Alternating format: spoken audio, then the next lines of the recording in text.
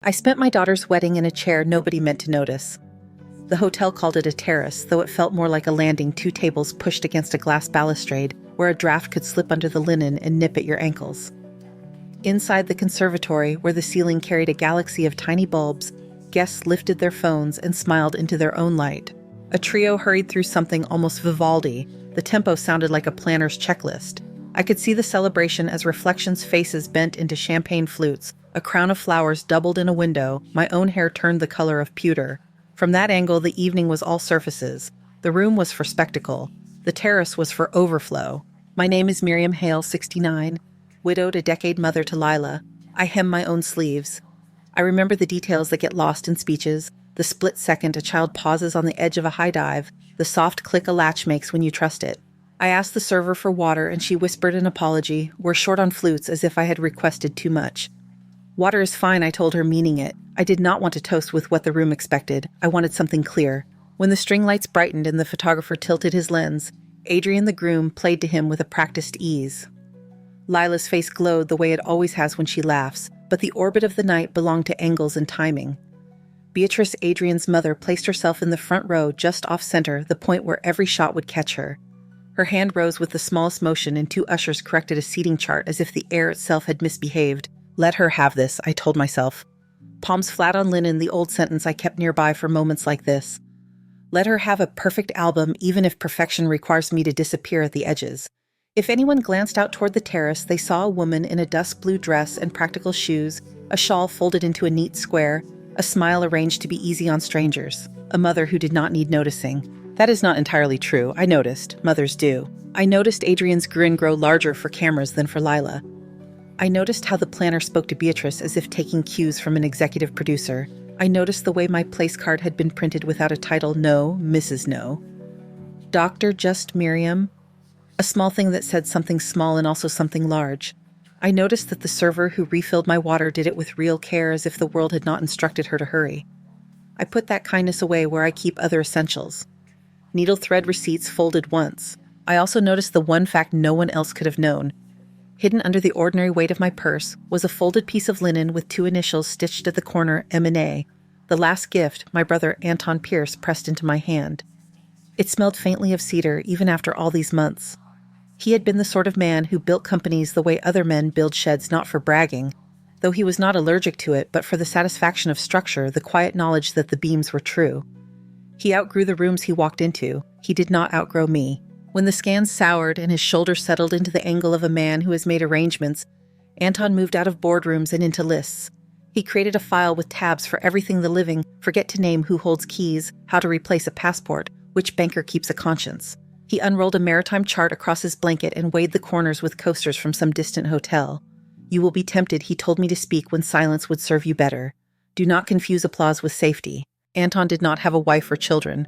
The work became his household, the ocean became his conversation. Before the last winter, he titled quietly, cleanly, a chain of tidal islets and 2 larger barrier islands into a trust with me as a trustee. The portfolio carried a number that looked unreal, beside coffee mugs, assets appraised at $85 million. The language in the instruments named what I already understood: the land was not a trophy.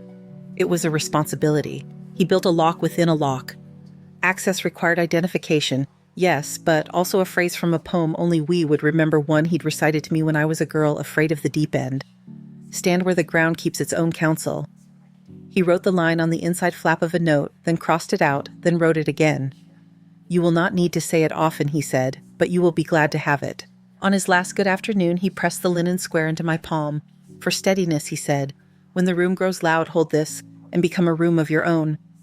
I placed it in a tin beside tea bags and kept the file deeds, trust certificates, letters in a fireproof box tucked behind winter quilts. I did not tell Lila. I did not tell the women at church who bring casseroles with handwritten labels. I did not tell the neighbor who pretends not to look at people's packages. I told no one. That was the point.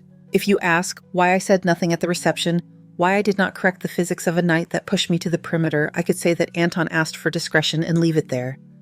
The truer answer is more ordinary. I have learned that silence can be a structure, not a void. It can hold its own weight if you build it right. There is courage in staying still when the instinct is to prove.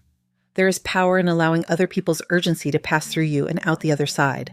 So I sat by the glass, a blanket eventually appearing someone's idea of kindness or quality control, and watched candles quiver inside their cylinders. A cousin from Adrian's side leaned out to take a picture and promised to edit the space heater out of the frame. I said thank you and meant it. I do not mind being left out of photographs. I mind when photographs replace the thing they're meant to honor. Lila's veil caught on a clasp as she circled the room. She drifted toward the terrace, laughing breathless, her eyes bright with concentration. "Mom, are you warm enough?" she asked, already turning toward the next cue. I straightened the snag with the same hands that have mended hems and once held her shoe while she tied the other. "I'm fine," I told her. It wasn't wholly untrue. I have been colder. And when she moved away, I took a breath and let the night occur without me.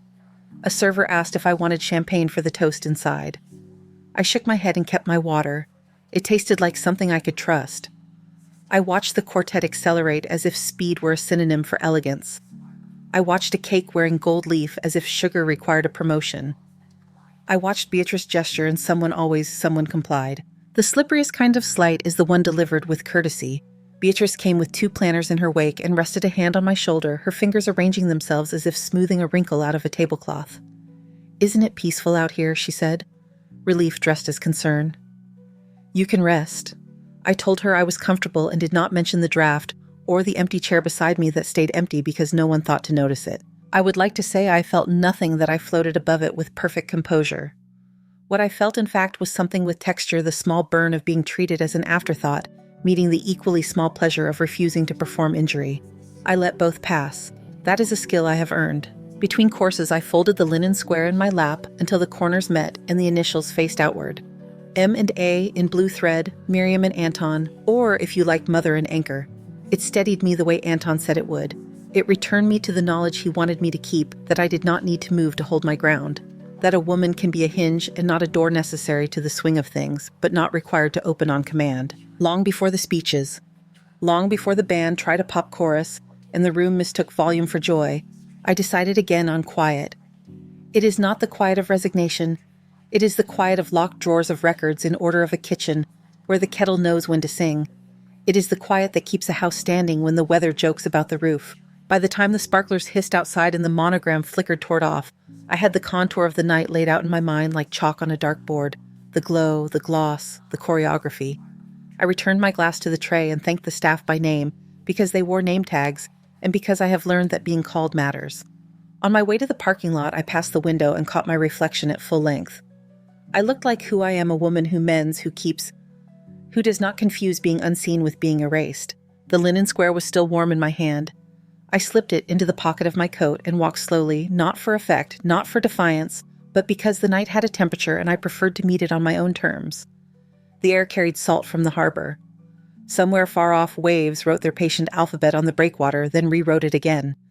I have always loved that how the shore remembers without needing to speak. I drove home along the route I use when I need to think, past the bakery that closes early, past the pharmacy that leaves the window light on, past the small park where children climb the whale. The house answered the key the way it always does. The hallway lamp clicked and held. I set my shawl on a chair, put water in the kettle, and took the fireproof box down from the shelf behind the quilts. I touched the spine of the folder the way you touch the shoulder of someone asleep and dear. Then I put it back. People imagine that secrets hum. Mine does not. It sits still. It waits to be used properly. The charts and deeds are not a flare to wave. They are a seawall. Silence used rightly is the mortar. And so the evening ended as I intended, without speeches, without correction, without the ceremony of telling anyone who I am. I am not a shadow. I am a line. The difference is that a shadow disappears when the room changes. A line stays and keeps the shape of things honest. Morning settled into the house the way steam settles into a kitchen towel, slowly, thoroughly, without performance. I boiled water, rinsed the kettle, and let the first light reach across the counter, as if measuring where the day should sit. The shawl from the wedding hung on the chair by the door. I folded it once, then again, a domestic reflex that returns order to a room. I was placing cups on their saucers when the bell rang. Not urgent, certain. Through the sidelight, I saw Adrian standing on my porch. Beside him was a man with careful hair and a leather case that made a point of its stitching. I opened the door halfway and waited long enough to learn what their faces would do. "Miriam," Adrian said, using my first name the way people do when they want the room to belong to them. "This is Mr. Lowell. He works with families. We thought we might take 5 minutes of your time." I did not step back. 5 minutes seldom means 5, I said. Then I stepped back exactly the width of the threshold and no farther. Tea is on. They came to the kitchen like men who believed kitchens made women agreeable. Mr. Lowell placed his case on the table and withdrew papers bound with a blue strip. He did not ask if my table preferred paper. He did not have to. The blue strip had answered for him. Standard documents, he said, tapping the top page with a pen that clicked softly as if practicing patience. A general durable power of attorney, clean, efficient. In an emergency, your family can help manage accounts, health decisions, signatures. For your protection. Adrian leaned forward. We're just getting ahead of things, he said, voice smooth to a public sheen. Lila worries. We all do. None of us wants you to juggle paperwork alone. I set cups on saucers and poured hot water over the tea bags. Sugar, I asked. It is helpful to offer something I am willing to give. They said no. I said yes to my own cup. Mr. Lowell slid the top sheet toward me. A corner box read in small assertive letters, immediate and durable. Not springing, not limited. The signature lines waited like open gates. Under the box, paragraphs confided their consequences. Authority to access accounts, convey property, amend trusts, make gifts, initiate debt, change beneficiaries, waive bond and accounting, allow an agent to act in the agent's own interest. I read it all. Sometimes the most effective no is the one that has studied what it declines. Who retained you, I asked. For the purposes of protection, we serve the family unit, Mr. Lowell said, which is a sentence that looks like a bridge and functions like fog. Did the family unit ask you to represent me, I said. Adrian smiled in a way that asked me to admire the effort. This is for your good, he said, and because the sentence did not know what to do with me, it put its hands on my time instead. We're all on the same team here. I have a team, I said. It consists of a kettle, a quiet table, and an attorney who reads what I sign. Silence expanded to fit the room correctly. The pen stopped tapping. Mr. Lowell gathered enough breath to change tactics. Of course, he said. We can leave a copy for your review. The sooner we finalize, the sooner you'll have peace of mind. Taxes are particularly, if it is for my mind, I said, let it arrive on my schedule. He blinked. Adrian stared at the kitchen clock and then at the space where my hand might have found their pen if it had been trained to reach without permission. I placed my palm on the linen square folded in my lap, M and A face outward, thread cool against skin. Leave your card, I said. I'll pass it to my attorney. Adrian's smile thinned as if a belt had been drawn one notch tighter.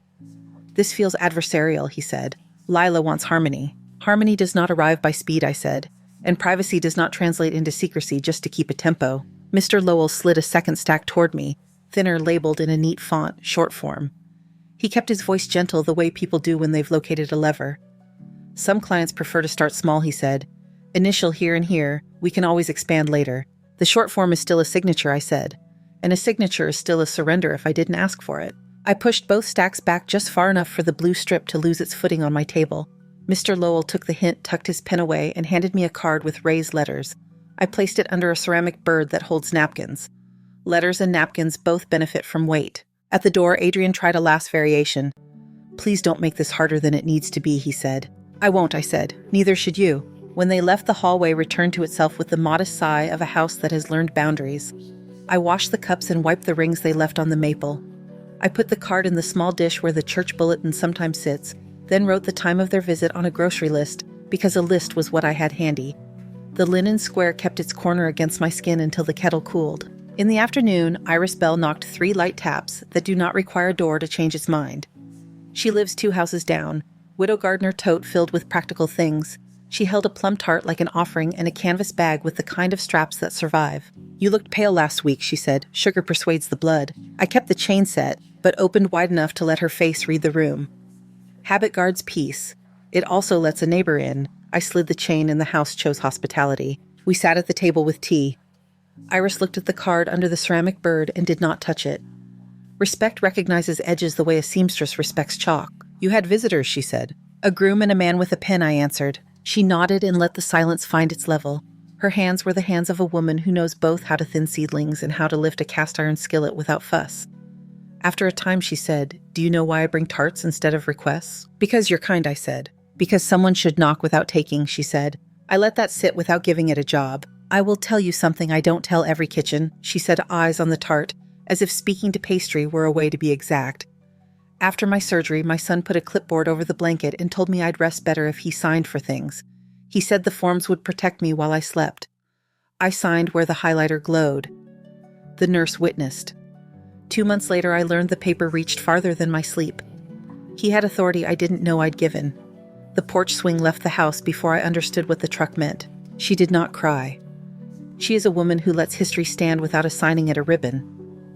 I placed my hand on the linen square and pressed until the cloth reminded me I had a palm. "Thank you," I said, for telling the version with edges. She reached into her tote and withdrew a thin spiral notebook, the sort girls take to school before they learn how many subjects life requires. She slid it toward me with a pen tucked under the wire. "Write the date and time of every visit," she said. "Staple cards. Record what is said and what is not. Paper can be armor if you choose a sensible weight." We ate tart in small squares with the backs of our forks. The house watched and held. When Iris left, she touched the side of the doorframe on her way out. The way believers touch stone. "You belong to your own threshold," she said. Then she walked down the steps, carrying less than she brought. Late afternoon turned the maple outside into a shape that resembled a map. I put the notebook on the counter and wrote 2 clean lines, Adrian plus Mr. Lowell. General durable power of attorney, immediate and durable, asked to sign, declined. My attorney will read it first. The lines did not feel like a manifesto. They felt like a receipt. I needed stamps for bills that did not argue. The pharmacy on Harbor Street keeps a rack of postcards and a turnstile of magazines just inside the door. I went for stamps and spent 2 minutes reading a headline about gardens that ignore deer. Outside, a dark SUV idled in the loading zone. Through the glass, I recognized Beatrice's helmet of hair in the passenger seat and the silhouette that belongs to Adrian when he thinks he is unobserved, shoulders lifted, jaw set as if the day owes him posture. I stood behind the rotating stand and let the world forget me, which is a talent that repays the practice. "You went too soft," Beatrice said, her voice shaped by impatience and glass. "Widows sign if you reassure them. You should have walked out with signatures." She kept saying her attorney would read it. Adrian answered, "Where does she get an attorney?" "Everyone has one when you prod them," Beatrice said. "The timing is the problem. The florist wants the wire by Friday. The venue has a second installment. The platinum is maxed and the rate jumped. We cannot float another week." Adrian thumped the wheel once. A receipt curled on the dash like a surrendered flag.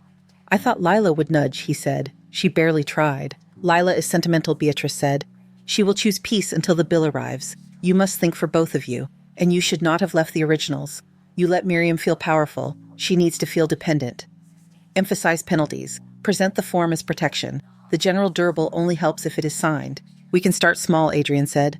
"Transfers, consolidations. Once I'm agent, we refinance the house, roll her under our umbrella, clean the slate." "Exactly," Beatrice said. "The bank will approve if a principal has property. Does she own it outright?" "I think so." "She lives small," Adrian said. "There has to be something. People like her sit on idle accounts." "Then hurry," Beatrice said. "Interest compounds. The line of credit is due. Do not show Lila the numbers. She will spiral." The magazine rack squeaked under my hand, a small confession of metal. A clerk glanced over. I compared greeting cards as if anyone needed so many cats making puns. I listened and filed sentences under categories that make sense to me. Debt disguised as a leadership. Urgency dressed as care. If the world wants to hear only songs, it should not write so much orchestration into its temptations. "Go back this afternoon," Beatrice said. "Bring flowers. Widows are disarmed by gentle things. Keep the page where her hand will fall. If she asks a question, answer a different one. Stay charming." They pulled away. The taillights left their punctuation hanging in air. I bought 2 books of stamps and a cheap pair of readers for the drawer where guests pretend they do not need help to see a menu. On my way to the car, I touched the linen square through my pocket. My thumb found the M before it found the A. That is how love orders itself when given the chance. At home, I wrote in the notebook, Harbor Street Pharmacy, late afternoon. SUV with tinted windows. Beatrice plus Adrian. Phrases heard: refinance. The house roll her under our umbrella, do not show. Lila, the numbers line of credit due, bring flowers, short form. I ate leftover soup with a saltine and thanked the soup for not wanting anything but a spoon. The phone did not ring.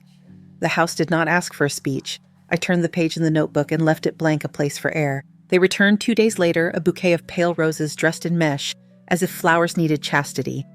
Beatrice held the bouquet. Adrian held an envelope. I stood in the doorway and let the chain carry its small line of light between us. We hoped to clear the air. Beatrice said, lifting the roses slightly like a symbol, "One is sure the room will recognize." Families function on trust. "Air clears itself if you stop stirring it," I said. Adrian exhaled the way people do when they do not want to hear how words work. "We brought a simplified version," he said. "Just initials, nothing complicated." "Email documents," I said. "My attorney reads before I sign." Beatrice tilted her head, concern arranged over calculation. "Dear control is exhausting at your stage. Allow the young to carry the load." Control is not the word for my name, I said. It is the word for what you're asking. Adrian's jaw made a brief decision.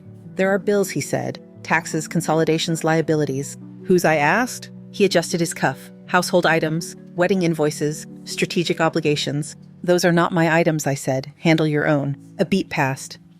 Beatrice's smile attempted one more rehearsal. Refusing help is unkind when a family is trying to move forward. Help requires consent, I said. Consent is not a pen placed where my hand already rests. I did not open the door fully. I did not close it either. Some thresholds are statements. Adrian tapped the envelope against his palm, then offered a compromise whose shape did not interest me. At least look, he said. I have looked, I said, at the way speed knocks and calls itself care. He studied my face, then perhaps to learn whether patience could be provoked into convenience. It could not. He placed the envelope on the mat with the awkward certainty of a man who has been told no and refuses to memorize its grammar. They walked down the steps without waiting for me to adopt their pace. I left the envelope where it lay until the hallway had finished absorbing their absence. Then I knelt, slid the envelope into a clear plastic sleeve I keep for documents that are not mine, yet insist on being present, and wrote on the sleeve with a grease pencil, "Hold for counsel." The act turned urgency into an object that could wait. That evening, Fogg made a brief study of the street. I walked to the corner for bread and watched the bakery girl flip the sign from open to be back at 7, even though 7 meant tomorrow. In the coffee shop across from the bus stop, Adrian sat with Mr. Lowell at a small table by the window. I ordered water. The barista set it down with a nod that meant she had seen enough lives to know when water is a drink and when it is a posture. "We need narrative," Mr. Lowell said, pen tapping a woodpecker rhythm. "Health, logistics, taxes, anything that frames signature as kindness. Most clients seek relief. She keeps a notebook," Adrian said, rubbing his temple. "She writes everything down." "That can be managed," Mr. Lowell said. "Present urgency is competence. Do not let her read alone." "I promised Lila I'd make this seamless," Adrian said. "I told her I was building a life for us." "Then build," Mr. Lowell said. "Agency first. The rest will follow." I finished my water and left without becoming anyone else's punctuation. On the walk home, porch lamps turned moths into small errant planets. One brushed my sleeve and moved on. I let the door unlock to the rhythm my hand knows. The house answered with its usual grace. At the counter, I wrote again, "Coffee shop by the bus stop." Mr. Lowell framed signature as kindness. Do not let her read alone. Agency first. I underlined agency twice, not for drama, but for clarity. Then on the next line in tidy print, whose steadiness pleased me, I wrote the sentence I meant to keep: "I will not sign." The kettle clicked. The clock took its time.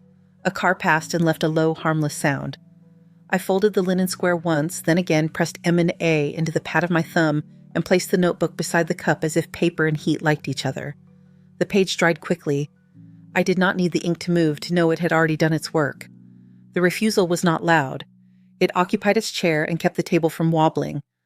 The sentence I had written, "I will not sign," dried on the page the way paint dries on a door you mean to keep quietly thoroughly. Steam wrapped the kettle in a small shawl of its own. The house held still. Near dusk, a car door thudded outside. Lila came up the walk in work flats, a tote bruised with papers on her shoulder. I opened the door on the chain and then, because it was Lila, lifted the chain and stepped back exactly to the rug. "I brought soup," she said. Her smile tried to be easy and kept slipping. We warmed it on low. We let the spoons do the first talking. After a few minutes, she set hers down, aligned it with the bowl as if order could coax balance into the room. "Adrian says you met with Mr. Lowell," she said. "He thinks some forms would make things easier. Easier for whom?" I asked. I rinsed my cup not to stall. There are cleaner methods of delay, but because a cup is something the hands can square while the mind sifts. "For everyone," she said, then winced at her own vagueness. "He says taxes are complicated. He says families consolidate." "You are not a concept," I said. "You are my child. If there is consolidation to be done, it will not be my name doing the folding." She watched the steam lift. "He asked me to talk to you," she said. I said I would. There it was, soft as a string pulled through fabric.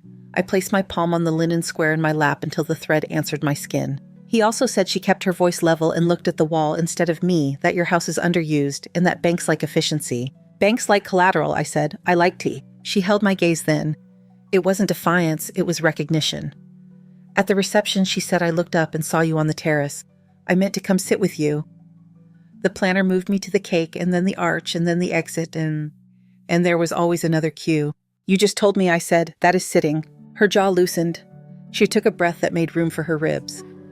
"If Adrian asked me to bring papers again," she said, "I don't know how to refuse without turning it into a fight." "You do know," I said. "You think you don't like the sound of your own no." She traced the rim of her bowl a quiet orbit. Will you be angry with me if I don't push him? Anger isn't the tool I use for you, I said. If he brings paper, tell him to email my attorney. If he asks why, say because a sentence can be plumb and still be kind. She nodded. Relief isn't always bright. Sometimes it is the color of a person's shoulders lowering. When she left, she pressed her hand to the doorframe the way she did as a little girl when she wanted the house to feel her passing. I set the chain and wrote 2 lines in the notebook. Lila's soup pressure to persuade did not. The ink kept its own equilibrium. On Thursday, Iris knocked her 3 patient taps and asked if I'd like to come to the circle that meets in the parish room at St. Bartholomew's.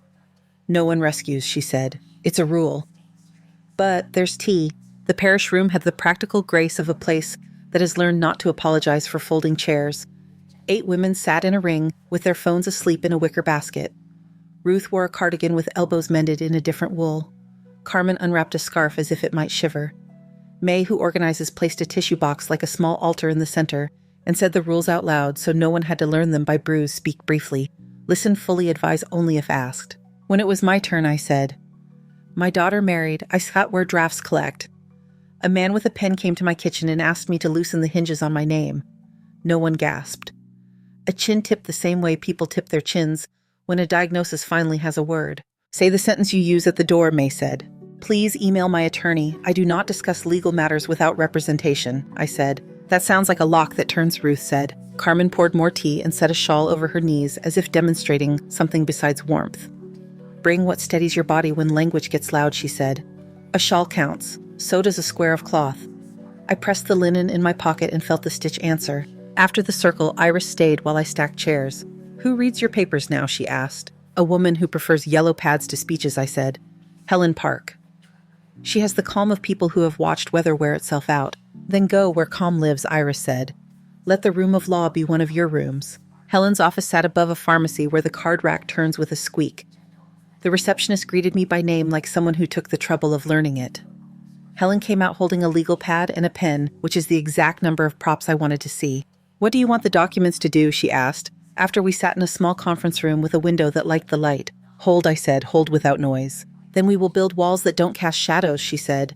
Your brother left a revocable trust with you as trustee. We'll amend and restate so the language fits the life you have. We'll add a conservation covenant that says what everyone sometimes forgets to say, what is not for sale. We spoke in verbs.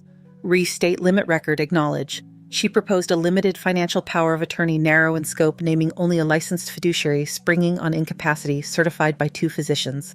She slid a slim packet for HIPAA authorizations across the table so a named agent could gather medical records only to prove incapacity, not to traffic and gossip.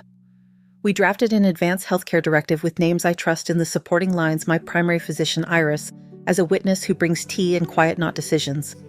We reviewed my pour-over will so that anything I forgot to title would tip into the trust without arguing. Successor trustee, she asked. Right now you've left it blank. Not Lila first, I said. Not while the world is talking through her. Agreed, Helen said. We'll name a professional first. Lila can be second with conditions of stewardship. If she serves or benefits, she keeps the islands a sanctuary. No sale, no subdivision, no collateral. Add something that bites if anyone tries to pry, I said. No contest clause, she said, writing. Contest and you forfeit. We can also add an interim provision for fishing expeditions. The room shifted the way rooms do when the furniture finds its right place. She turned a page. Title of your home, she said. It should sit inside the trust. It keeps titles speaking the same language. We read every line aloud, not because we distrusted print, but because the mouth learns what the eye can skim. When the drafts were ready, a notary came in with a red stamp that looked incapable of theater. We signed the restatement, the covenant, the narrow POA, the health directive. The HIPAA forms the pour-over. The seal pressed the paper with a sound that felt like a small drum protected by leather. Thud, thud, thud. Not applause, something sturdier. Helen slid everything into a heavy binder whose rings closed with a calm click. She tucked 3 red tabs along the edge so I could arrive at the right page without rummaging. She printed a half sheet with sentences for the door and laminated it with the kind of care that never asked to be thanked. Carry the binder home, she said. Let it sit where you eat. The table does better when the paper is near. On the sidewalk, buses sighed and pigeons rehearsed ownership of the curb. I did not feel armored. I felt accurate. Back in my kitchen, I set the binder on the table where a centerpiece would sit if I needed one. The room drew a breath it had been waiting to take. I made tea because that is how my body files good news. The phone rang. I let it exist long enough to reveal who it intended to be. Adrian measured cordial. "We're in the neighborhood," he said. "Can we stop by with a short version 5 minutes?" "No," I said. "Email documents to my attorney." "Just initials," he said. "Nothing complicated." "No," I said again in the same tone I used to inform Bread that it is baked enough. "Email my attorney." He tried my first name as leverage. The word slid off its task and fell quiet. When he hung up, the house turned its attention back to the binder, which did not require it. They knocked anyway. Beatrice held lilies wrapped in cellophane that crackled like packaging tape. Adrian held an envelope that had learned to think well of itself. I did not move the chain. "Families function on trust," Beatrice said, offering flowers the way people offer a flag. "Trust functions on paper," I said. Adrian raised the envelope. "Then let's make paper." "My attorney already has," I said. I held up a white card from the binder with Helen Park's name in black type that did not perform. All communication goes through her. Beatrice softened her voice and let concern climb into it like a cat into a lap. "Dear Control is tiring at your stage. Let us carry the load." "I am not a sack," I said, "and you are not a porch." A small silence. Adrian's smile tried to be inevitable and did not quite make it. He kept the envelope lifted as if proximity could substitute for permission. "Lila wants peace," he said. "This prevents confusion." "Confusion prevents itself if you stop stirring it," I said. "You may leave your card." He set the envelope on the mat with the pride of a man who has discovered gravity. They left without being asked to. The lilies needed a vase. I trimmed them and let them drink water that belonged to them.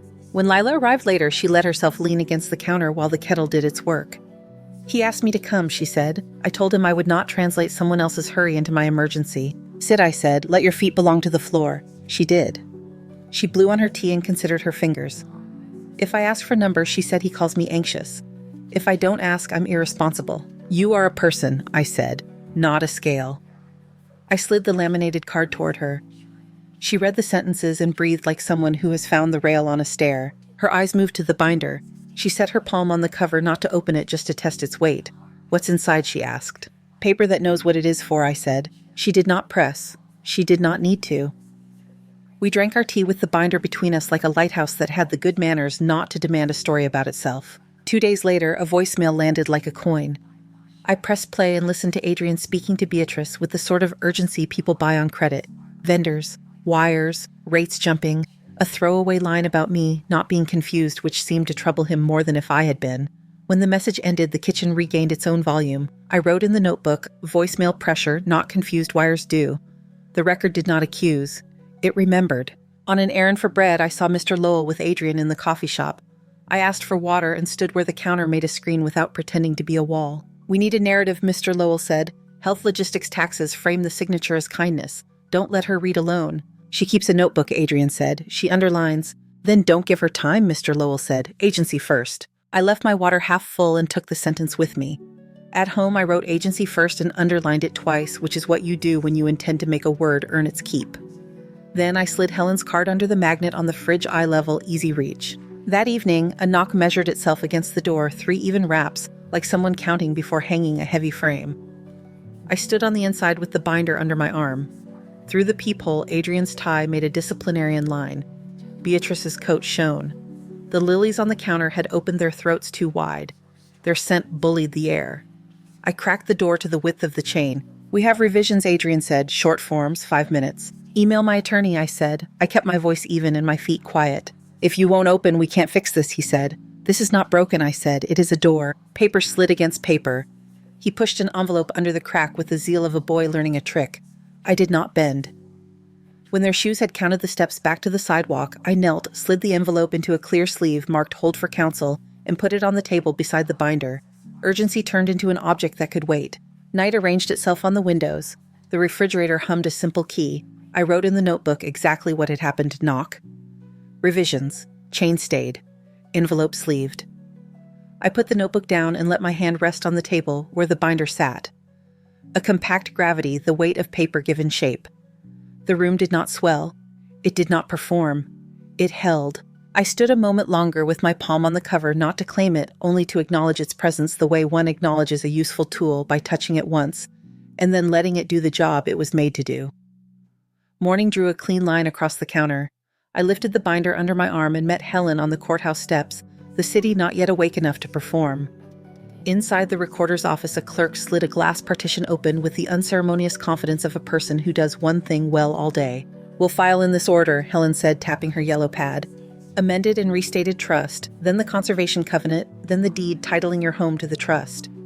Her voice set the rhythm. The paper followed it. We signed where the flags asked us to sign, not because the flags were bossy, but because they were correct.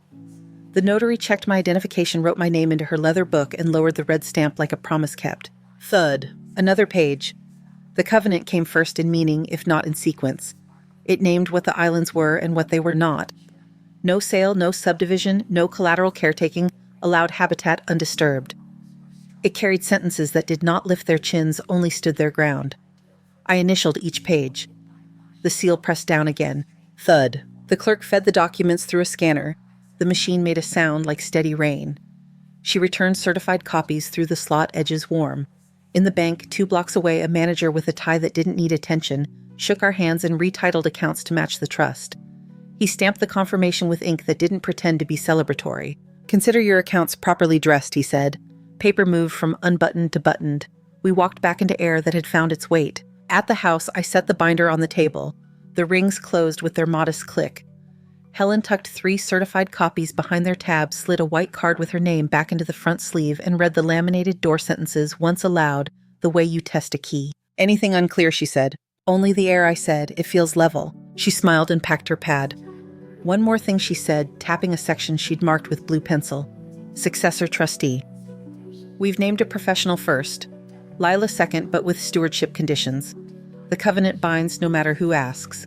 That's the point, I said. When Lila came that evening, she stood a moment in the doorway, as if measuring whether the room would accept what she carried on her face. It did. Helen stayed not as a shield, but as a chair. We adjusted the trust, Helen said, easy as an apron. If you ever serve, you'll keep the islands whole by design, not by debate. Lila set her hand flat on the binder, testing weight rather than content. She read the bold lines, no sale, no subdivision, no collateral, and didn't flinch. Good, she said. I don't want to be asked for what I would have to refuse. We drank tea with the binder between us, like a lighthouse that had learned restraint. Helen explained without flourish. Lila listened without apology. When Helen left, she pressed my shoulder once, the way a person touches wood, to confirm it is sound. Dusk walked up the street, 3 houses tall. Lila stood at the window, then turned back to the table. He called, she said, no need to name him. He wanted me to bring a short form.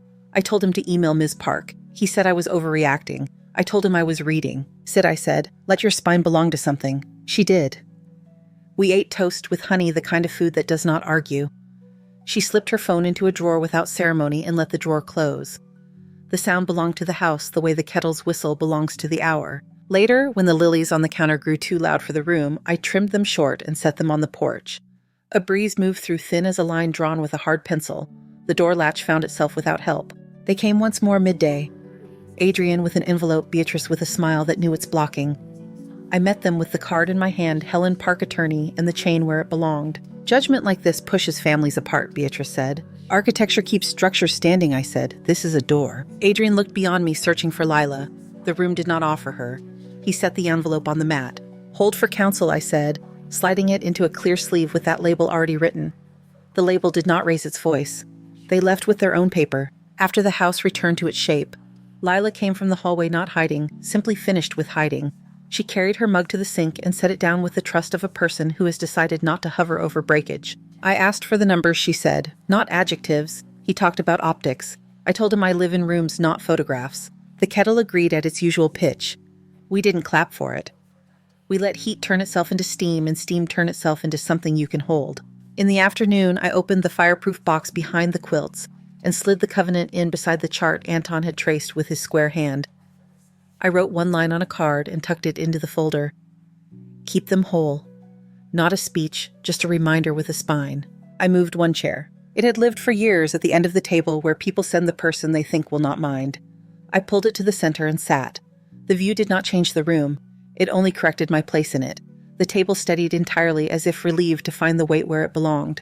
Iris knocked her 3 light taps and stepped in when I called her name. She set pears in a bowl and took the chair at my right, exactly the way good neighbors do when the house has decided to trust them. Busy day, she asked, glancing at the binder without prying. Paperwork, I said. Justice in a soft voice, she said, and bit a pear. We talked about small things, how the maple shadows cross the floor, and then uncross how the bakery has started cutting their loaves deeper, how the pear room smells like tea no matter who used it last. The conversation held the room like a frame holds a photograph, visible but not the point. When she left, I walked her to the door. She touched the hinge as she passed. The chain lifted and fell with the care of someone returning china to a shelf.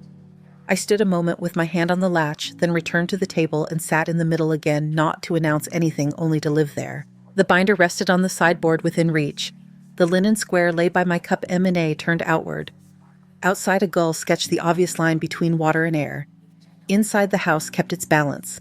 The room did not ask for an ending. It already had one. Thank you so much for listening to today's story. If this story resonated with you or made you reflect, I'd love to hear your thoughts, so feel free to share them in the comments below. And don't forget to like, subscribe, and hit the notification bell so you won't miss the next story. I'll see you next time as we continue exploring more journeys and lessons together.